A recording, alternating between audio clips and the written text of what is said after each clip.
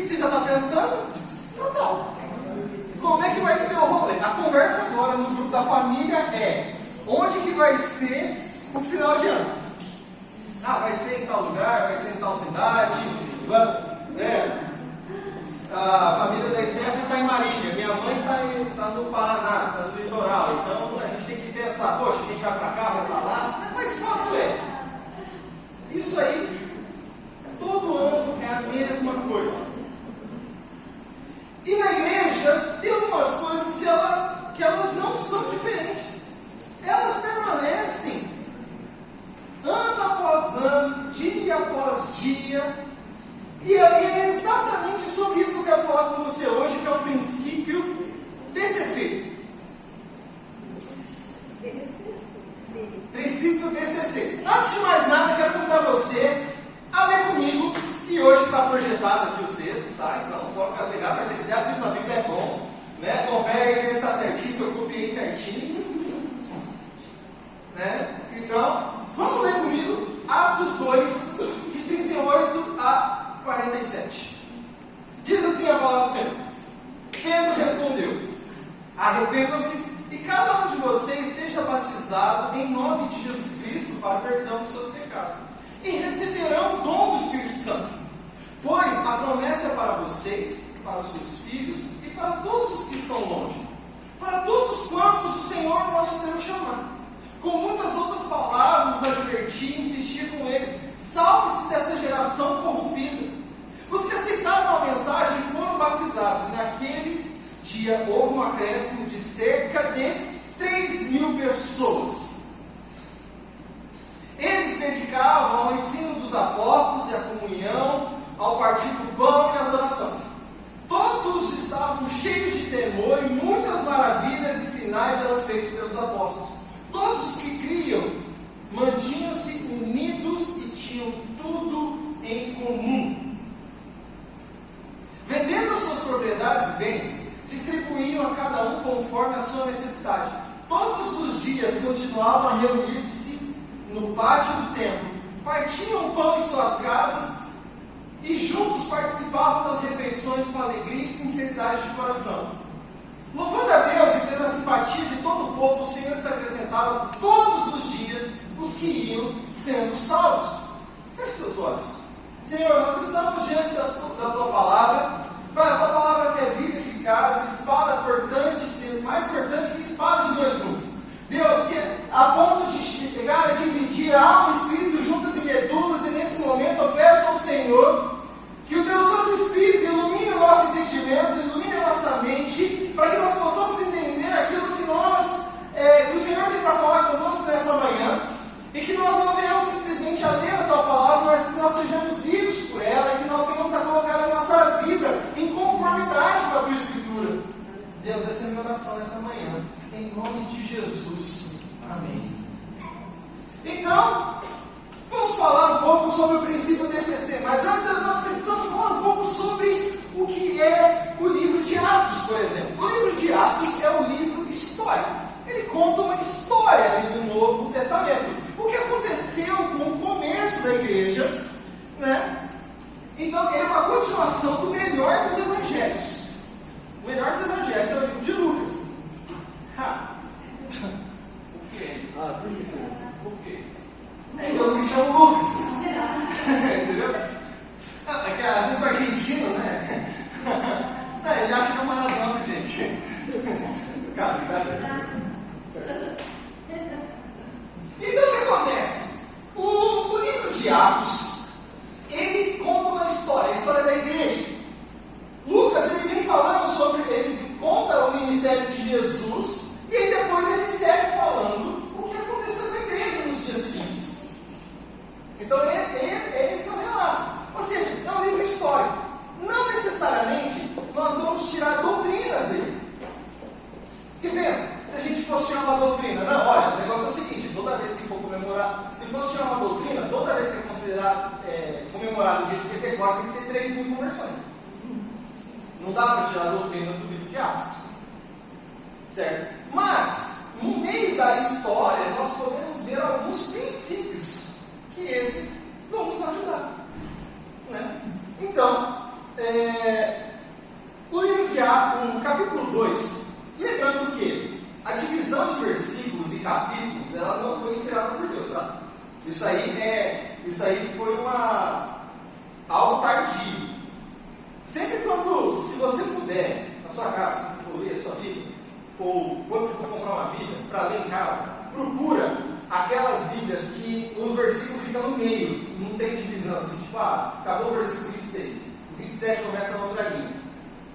Minha indicação, procura Bíblias que continuem o texto corrido, vai dar uma ideia melhor de texto, tá? Então só fica uma dica aí. Então o que acontece? Mas para a gente poder entender, no começo do capítulo 2, a galera está ali reunida, né? Teve uma reunião, as pessoas estão sentadas em volta da mesa, então acontece um barulho como de um vento impetuoso e as pessoas começam a falar e as outras pessoas, então vamos pensar aqui, cara, ainda bem que vocês estão aqui, ainda bem que isso aqui é a mesma coisa que tivesse acontecido assim, eu falando aqui em português e os caras aqui entendendo em espanhol. Na hora que eles falam em espanhol, nós estamos entendendo em português. Era isso que estava acontecendo. Esse evento da glossolalia, é o nome disso. Isso aqui foi uma restauração da Torre de Babel. O que aconteceu na Torre de Babel? O homem por si só quis chegar a Deus, então ele começou a construir a torre. Então Deus falou assim: não, nós precisamos confundir isso aqui. Então cada um falava na sua língua e ninguém entendia nada. Os caras começaram a se desentender e cada um foi para um canto. Entende? Agora, ali, naquele momento em Pentecostes, tinham várias nações reunidas, cada um falando na sua língua, mas todos entendiam na sua língua materna. Estão aqui? Zerão aqui esse ponto de Atos. E aí as pessoas começaram a ficar surpreendidas. Poxa, mas espera aí, o que está acontecendo? As pessoas começaram a ficar assustadas. Muito bem. Vamos parar essa realidade aqui e vamos olhar para o dia de hoje. Se a gente olhar aqui em volta, nós vemos cada pessoa com um tipo de roupa diferente, né? Algo mais personalizado. Ninguém aqui está usando uniforme, graças a Deus a gente não tem que usar uniforme aqui. Algumas igrejas os caras têm que uniformizar, tem que ir na cor. Hoje é o dia da cor laranja, vai todo mundo de laranja. Hoje é o dia da cor verde. É difícil, mas enfim. Acontece em algumas igrejas. Mas hoje em dia tem muita coisa que é personalizada. Quem nunca quis. Por exemplo, eu gosto de jogar bola. Eu sonho que um dia que eu conseguir comprar uma chuteira e colocar o meu nome na chuteira. Já viu o jogador que tem o nome na chuteira? A chuteira do Neymar, a chuteira do Cristiano Ronaldo. Personalização. Todo mundo sonha com personalização. Quem aqui tem iPhone? Por exemplo, 1, 2, 3, 4, 5, 6. Se o pessoal aqui que venceu na vida, que tem um iPhone, levantar o iPhone e mostrar o iPhone. Seu padrão tem venceu na vida, tem um iPhone, está no padrão. O pessoal que está no topo da cadeia alimentar, mostrar o iPhone, cada um vai ter uma capinha diferente, na verdade. Tem um que tem uma capinha, tem aquelas capinhas de colocar o dedo assim, para poder fazer selfie, para poder se embelezar, fazer os negócios. Tem gente que. Minha mãe, por exemplo, ela não tem iPhone, por isso ela faz isso. Ela tem a cabine que coloca um monte de cartão lá dentro, entendeu? Ela é Samsungão mesmo, velho, de trabalho. Por quê? Personalização. E hoje em dia nós vemos igrejas que são cada vez mais personalizadas. Não, eu vou naquela igreja porque aquela igreja é mais shopping, mais shopping. Não, lá os caras são shopping. Não, eu quero ir na outra igreja porque o louvor daquela outra igreja lá, os músicos são muito bons. Não, eu vou na igreja fulano de tal porque o pastor lá é psicanalista, então eu tenho que estar pregando, ele vai entrando na sua mente e tal. Não, eu prefiro ir na outra igreja ali porque a outra igreja ali, ela toca rock. Tem uma igreja em Belo Horizonte chamada Caverna do Adulão, os caras só tocam rock, é muito louco. Tem gente que tem uma prancha de surf no púlpito, bola de neve. Então tem igrejas muito personalizadas.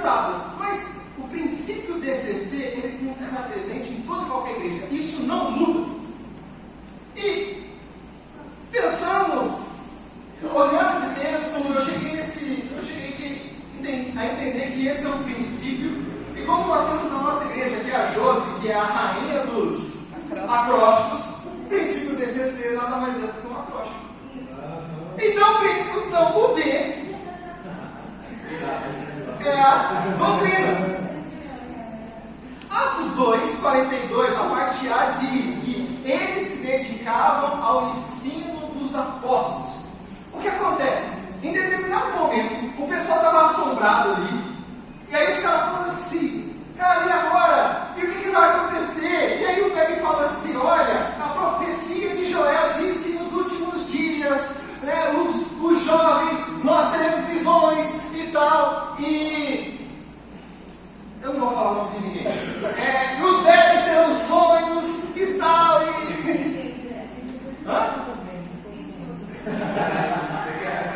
Olha, não foi direto para ninguém, mas se já pegou, então beleza. Nós teremos sonhos e o Alex terão visões. Ou melhor. Brincadeira. Mas os jovens terão sonhos. E aquela profecia que nós conhecemos de Joel. E aí o pessoal ficou desesperado. E agora? O mundo vai acabar? E como é que vai acontecer? Então Pedro ele pega e fala assim: pera, para. O negócio é o seguinte: arrependam-se dos seus pecados. Salvem-se dessa geração perversa. Ele fala assim: não, peraí, é o primeiro sermão da igreja. Peraí, gente, o negócio é o seguinte: é assim que funciona. Tá. Naquele momento, ainda ninguém estava escrevendo os evangelhos. Ninguém estava escrevendo os livros do Novo Testamento. A tradição, os ensinamentos eram passados de forma oral. Então os apóstolos sentavam e falavam assim: olha, Jesus falava isso, Jesus ensinou isso, o conceito é esse, o conceito é aquele, e era assim. Então, no momento que Lucas escreve, eles se dedicavam aos ensinos dos apóstolos, os apóstolos estavam replicando aquilo que Jesus havia dito. Então, a igreja, ela nasce sobre a pedra fundamental da igreja, é a doutrina, uma delas. Mas que pedra é essa? Se você olhar, se você procurar no Google, a pedra angular, você vai ver tipo o arco, assim, sabe? Tem o Arco do Triunfo lá em Paris. A pedra angular é aquela que fica no meio. É a que dá a sustentação. Ela é encaixada ali, então as pedras, as demais pedras, elas não caem. Essa é a pedra angular. Jesus é chamado de pedra angular. Só que há uma coisa que aconteceu antes. Jesus, enquanto estava com os discípulos, em determinado momento ele chega para os discípulos e fala assim: olha, quem as pessoas dizem que eu sou? Uns dizem que você é um dos profetas, Elias, Moisés, e vocês? Quem vocês dizem que eu sou? Pedro chega e fala assim: olha, o negócio é o seguinte, você é o Cristo, o Filho do Deus vivo. Aquele que deveria vir, o ungido de Deus. Aí Jesus fala assim: parabéns, bem-aventurado. Maravilha, você, pimba, você acertou. E aí Jesus pega e fala uma declaração que é muito importante e aqui dividiu a igreja na reforma protestante. Mateus 16,16. Simão Pedro respondeu: tu és o Cristo, filho do Deus vivo. Respondeu Jesus: feliz é você, Simão, filho de Jonas, porque isso não foi revelado a você por carne ou sangue, mas por meu Pai que está nos céus. E eu digo que você é Pedro, e sobre esta pedra edificarei a minha igreja, e as portas do inferno não poderão vencê-lo. Se a gente for traduzir lá no grego, Jesus está dizendo aqui: você é Petros. Petros é Pedro, tá? Mas Petros significa pedregulho, pedrinha. Então Jesus fala assim: você é pedrinha, mas sobre essa rocha edificarei a minha igreja. Tem como a pedrinha, Pedro, ser a rocha da igreja? Não tem como.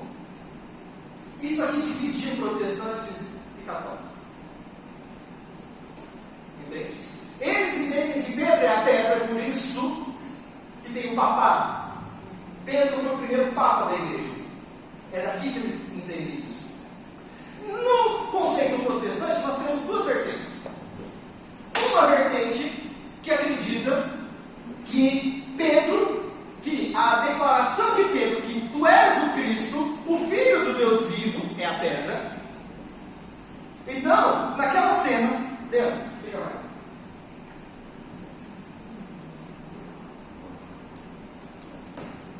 Suponhamos que o Leandro seja o Pedro. Não passou. Digamos que essa capinha aqui seja a declaração do Pedro. Tu és o Cristo, o Filho do Deus vivo. Randolfo, já que você veio aqui, vem aqui de novo, por favor. Não, você já veio agora. Aqui, ó. Digamos que. Vem cá, fica aqui do meu ladinho. Isso. Está aqui o nosso Jesus. Tá? Então, Pedrão falou: tu és o Cristo, o Filho do Deus vivo. Nós temos aqui uma situação que pode ser Jesus. Jesus pega e fala: tu és Pedro, e sobre essa pedra, o que ele podia estar fazendo? Essa pedra, ou essa pedra, edificaria a minha igreja. Certo? Tem algum problema a igreja estar edificada sobre a afirmação de Pedro? Não. Tem algum problema a igreja estar afirmada sobre a pedra que é Jesus? Também não. Então, nós como cristãos protestantes, nós entendemos que a pedra ou é Cristo, ou é a declaração de Pedro. Essa é a base da igreja. Essa é a doutrina. Obrigado, gente. Eles são demais. Então, essa é a doutrina que os apóstolos replicavam e as pessoas estavam perseverando. Tu és o Cristo, o Filho do Deus vivo. O Filho de Deus veio e se tornou ser humano. João 3,16 diz: porque Deus amou o mundo de tal maneira que deu seu único Filho para que todo aquele que nele crê não pereça, mas tenha vida eterna. Essa é a base do Evangelho, essa é a doutrina. Qualquer igreja que se preze tem que estar baseado nessa realidade. Então, o primeiro ponto do princípio DCC é a doutrina. E hoje nós já entendemos que a pedra, pela qual a igreja está firmada, é a declaração de Pedro ou Jesus. Não tem problema. Isso aqui é ponto passivo. C. Comunhão.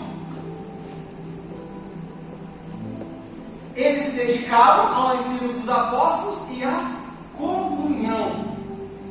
Isso aqui é maravilhoso. O significado de comunhão é união, companheirismo e compartilhamento. Mais à frente, no versículo 44, ele diz que todos que criam mantinham-se unidos e tinham tudo em comum. O ministério de Cristo, o ministério da igreja, é criar uma comunidade, estarmos juntos, estarmos próximos uns dos outros e termos tudo em comum. Entende? Alguns aqui da igreja sabem. Vou contar para vocês aqui que vocês não sabem. Na semana passada eu estava com uma briga com a Energisa, que é quem fornece a energia. Lá na Argentina caiu isso. Muitas vezes. Você é de onde lá na Argentina? Eu moro na cidade de Oliva, província de Córdoba. Córdoba, beleza. É que aí Córdoba fica mais fácil para saber. E você? Bariloche. Bariloche. Sério. Compartilha o endereço aí, você Irmão, você vai para lá, porque tem uma competição agora, tem uma corrida lá. Né? Tem um cara que vai para lá. Enfim. Então, a ideia é ter uma comunidade. Então, o que acontece? Mesmo que são os irmãos vindo de outro país, nós temos aqui uma comum união entre nós, porque nós partilhamos do mesmo pensamento de Cristo. Uma comunidade, ela nasce de vários fatores.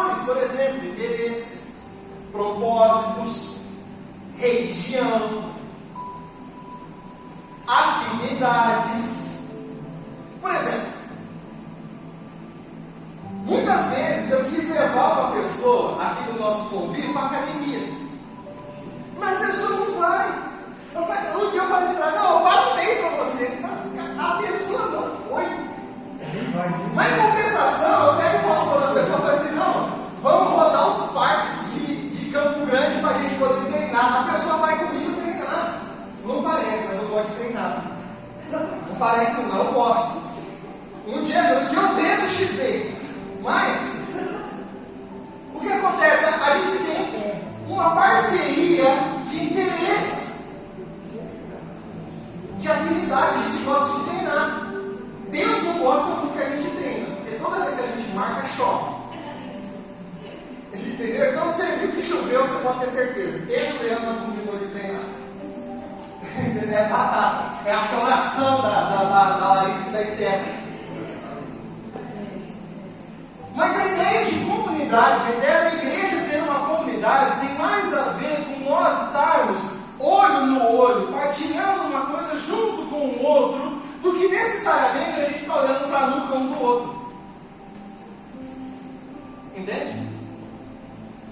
Aqui nós temos aqui um arco, eu queria fazer um círculo, mas hoje não. Um outro momento, quem sabe. Mas a ideia é que nós estejamos mais olhando um para o outro. É por isso que nós temos células. É por isso que nós temos a oração.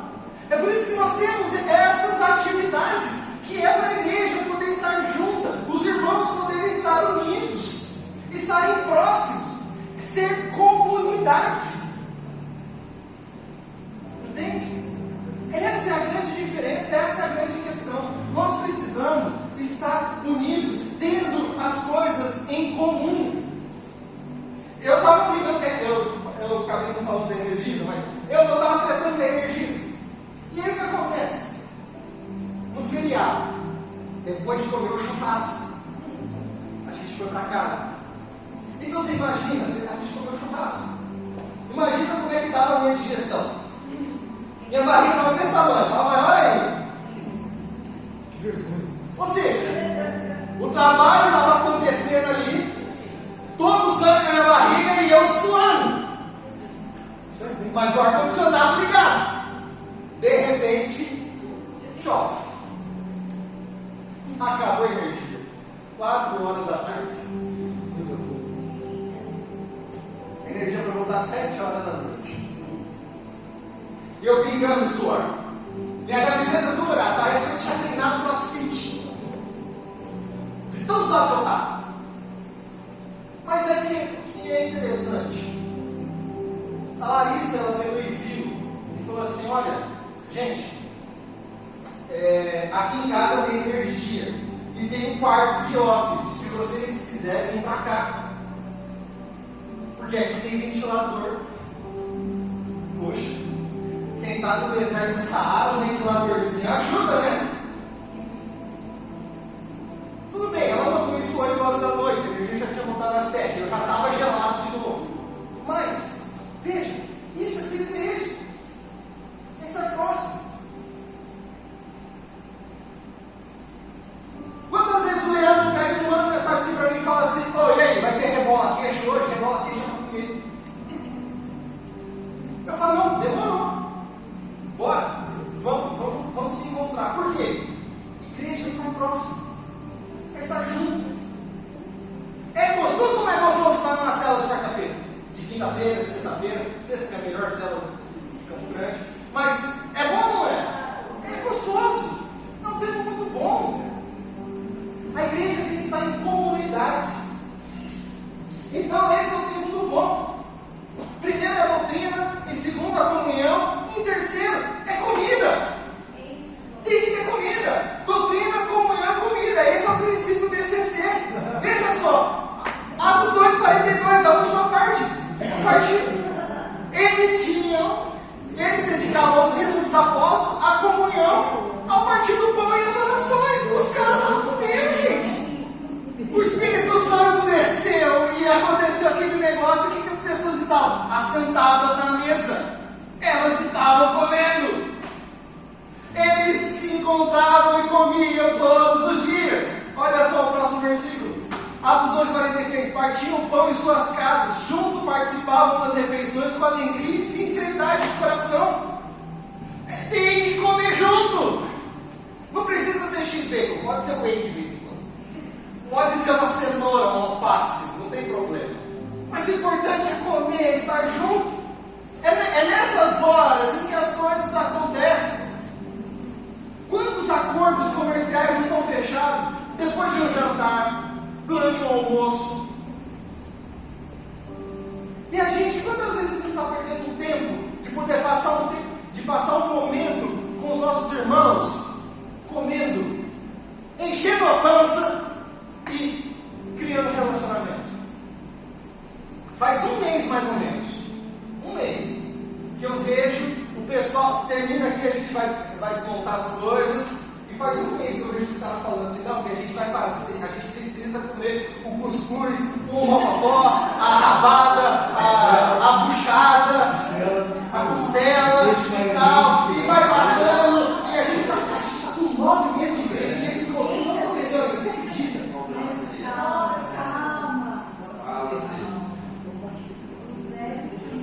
Hoje é dia 19 de novembro, a gente tem que fechar esse negócio, tem que marcar a data.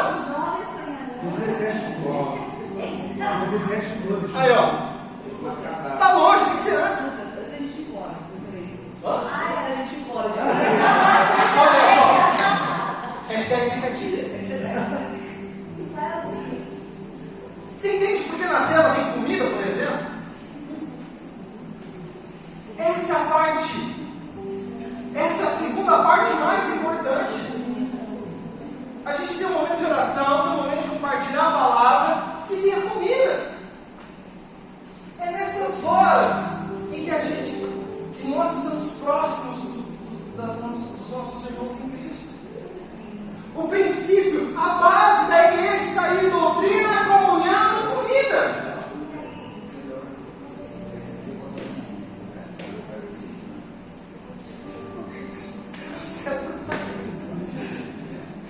Aí dá no texto, né?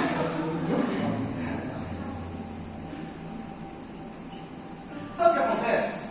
A igreja de Atos, ela tinha exatamente isso. Aqui, nós estamos dando texto. Olha aí no versículo 47 que está escrito. Eu não coloquei ele aqui. Louvando a Deus e tendo a simpatia de todo o povo, o Senhor lhes acrescentava todos os dias os que iam sendo salvos. O princípio estava acontecendo, então o Senhor acrescenta. Pensa só, se nós não estivermos próximos uns dos outros, aí a gente pega e leva um visitante na célula. Vamos supor, semana passada foi um casal amigo do Leandro e da Larissa na célula. Mas vamos pensar que eu não tenho muita intimidade com o Leandro e a Larissa, eu não converso tanto. Teve um momento em que nós sentamos, eu, o Leandro e o rapaz, e a gente conversou, conseguiu ter ali um bate-papo. Por quê? Ele tinha proximidade com o cara e eu tinha proximidade com ele. O assunto conseguiu ser próximo. A gente sabe dali super amigo, super parceiro. Agora, se eu não conheço o Leandro direito, eu vou conseguir conversar com o rapaz? Vai ser difícil. Quando nós estamos todos unidos e a gente leva um visitante na célula, o que acontece? Aquele visitante, ele se sente bem acolhido, porque todo mundo tem liberdade com você. Então, se você levou alguém, essa pessoa é uma boa pessoa. Entende? É assim que as pessoas ficam. O culto de domingo, ele tem que ser o resultado, isso o pastor César fala direto, tem que ser o resultado daquilo que acontece lá nas casas. O nosso ambiente tem que ter doutrina, comunhão e comida, para que as pessoas que lá chegam possam se sentir à vontade e possam vir aqui. É sobre isso. Ser igreja é simples, é fácil. Em algum desses lugares aqui está falando sobre paredes, sobre local,